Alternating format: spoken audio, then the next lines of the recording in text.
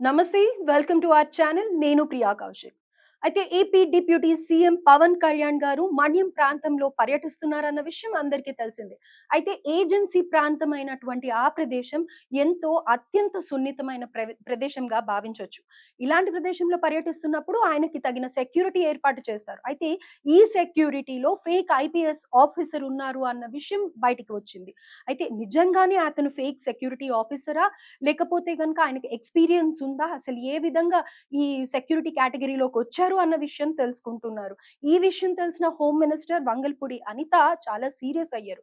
దీనికి సంబంధించి విచారణ చేపట్టి అలాగే తగిన చర్య తీసుకోవాలి అని ఆదేశించారు. దీని గురించి పూర్తి వివరాలు తెలుసుకుందాం. ప్రస్తుతం లైన్‌లో తేజ ఉన్నారు. తేజ అప్డేట్. ప్రియాంక గారు ఆంధ్రప్రదేశ్ డిప్యూటీ సీఎం పవన్ కళ్యాణ్ గారికి థ్రెట్ ఉన్న విషయం అయితే క్లియర్ గా అర్థమవుతుంది. ఎందుకంటే రీసెంట్ గా ఆయన ఒక పర్యటనకి వెళ్ళారు మాండ్యం జిల్లాకి. సో అక్కడ సెక్యూరిటీ సిబ్బందిలో ఒక ఫేక్ ఐపీఎస్ ఆఫీసర్ అక్కడ ఉన్నట్లుగా కూడా గుర్తించారు.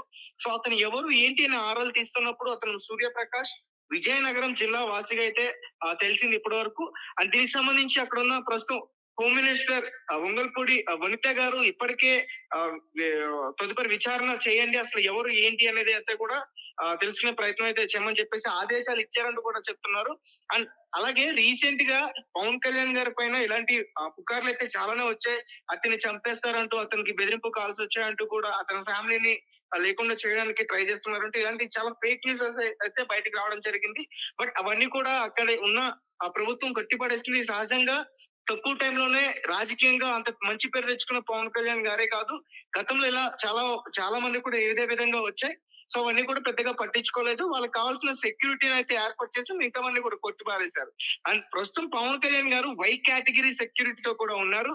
దాదాపు ఆయన చుట్టూ సెక్యూరిటీ సిబ్బంది 30 వరకు కూడా ఉంటారు. అండ్ ఆయన పర్సనల్ గా ఒక 15 మంది ఉంటారు.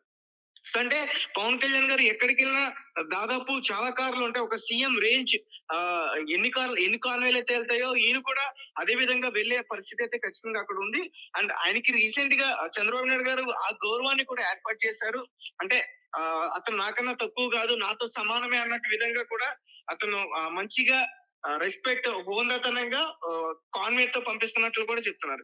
అండ్ ఇంకొకటి ఏంటంటే గతంలో పవన్ కళ్యాణ్ గారికి నక్సలైట్ నుంచి కూడా బెదిరింపులు వచ్చాయి. పవన్ కళ్యాణ్ గారిని చంపేస్తాం, మీ పద్ధతి మార్చుకోండి, మీరు ఇదే విధంగా ఉంటే మేము మీ పైన యాక్షన్ తీసుకుంటామంటూ కూడా గతంలో నక్సలైట్ నుంచి ఒక మెసేజ్ వచ్చింది అంటూ కూడా ఒక న్యూస్ అయితే బయట బాగా స్ప్రెడ్ అయింది. అండ్ దానికన్నా ముందు ఎలక్షన్స్ కన్నా ముందు పవన్ కళ్యాణ్ గారికి సంబంధించి కొంతమంది కిరాయి గుండాలు దిగారు అని చెప్పేసి కూడా ఒక అలజడి అయితే బాగా రేగింది. దానికి సంబంధించి వాళ్ళ ఫ్యాన్స్ కూడా అప్పుడు పవన్ కళ్యాణ్ ఇంటిని చుట్టుముట్టారంటే మా అభిమాన రాజకీయ నాయకుడిని, మా అభిమాన హీరోని ఏమైనా దాడి చేస్తారేమో అని చెప్పేసి ఫ్యాన్స్ కూడా ఒక 2 రోజులు మొత్తం అక్కడే ఉండడం కూడా మనం చూసాం.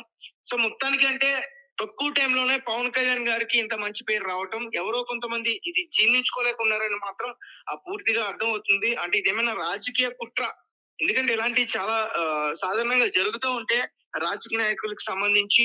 సో అంటే ఫస్ట్ టైం ఇక్కడ పవన్ కళ్యాణ్ సౌత్ లో అంత మంచి పేరు తెచ్చుకోవడం తక్కువ టైంలోనే. సో మరి అతని రాజకీయ జీవితానికి అడ్డుపడి ఏమైనా తప్పు తీసుకెళ్లే ప్రయత్నం చేస్తున్నారా? ఇదంతా కూడా తెలుసుకునే ప్రయత్నం అయితే ప్రస్తుతం జరుగుతుంది. Right Teja. Thank you. So, ఇవాళ విచారణ చేపట్టి అసలు అతను ఎవరు సెక్యూరిటీ ఆఫీసర్, ఫేక్ సెక్యూరిటీ ఆఫీసరా? నిజంగానే అతనికి ఎలిజిబిలిటీ ఉందా? ఆయన ఐపీఎస్ సివిల్స్ రాసారా అన్న పూర్తి వివరాలు తెలుసుకుంటారు. ఎలా అయితే గతంలో కూడా కొంతమంది మినిస్టర్స్‌కి కానీ, చీఫ్ మినిస్టర్స్‌కి కానీ, పొలిటికల్‌గా కానీ, లేకపోతే హీరోస్ కానీ పెద్ద పెద్ద వాళ్ళకి ఇలాంటి డిఫికల్టీస్ ఉంటూ ఉంటాయి. బెదిరింపు కాల్స్ వస్తూ ఉంటాయి. అయితే చాలా అతి తక్కువ టైంలోనే పవన్ కళ్యాణ్ గారు ఆహ్, తన పేరు ఎంతో బాగా వినిపియడంతో, ఆయన చేసే పనులతో ఆయనకి ఎంతో గౌరవం దక్కింది. ప్రజల్లో కూడా ఎంతో ఆదరణ, అభిమానాలు దొరికాయి అనుకోవచ్చు. అయితే దీని విధంగా ఇలా చూసినట్టయితే గనక ఇలానే కాల్స్ వస్తూ ఉంటాయి కాబట్టి, ఇది కూడా అసలు ఎలాంటి నెగ్లిజెన్స్ లేకుండా ఇమ్మీడియేట్‌గా విచారణ చేపట్టి, ఇదంతా ఏంటి అనేది కనుక్కొని ఇంకా సెక్యూరిటీ పెంచాలా? లేకపోతే ఈ సెక్యూరిటీ సరిపోతుందా? ఉన్న వాళ్ళలో ఫేక్ ఎవరు? అన్నీ మళ్ళీ ఒకసారి చెక్ చేసి, క్రాస్ చెక్ చేసేసి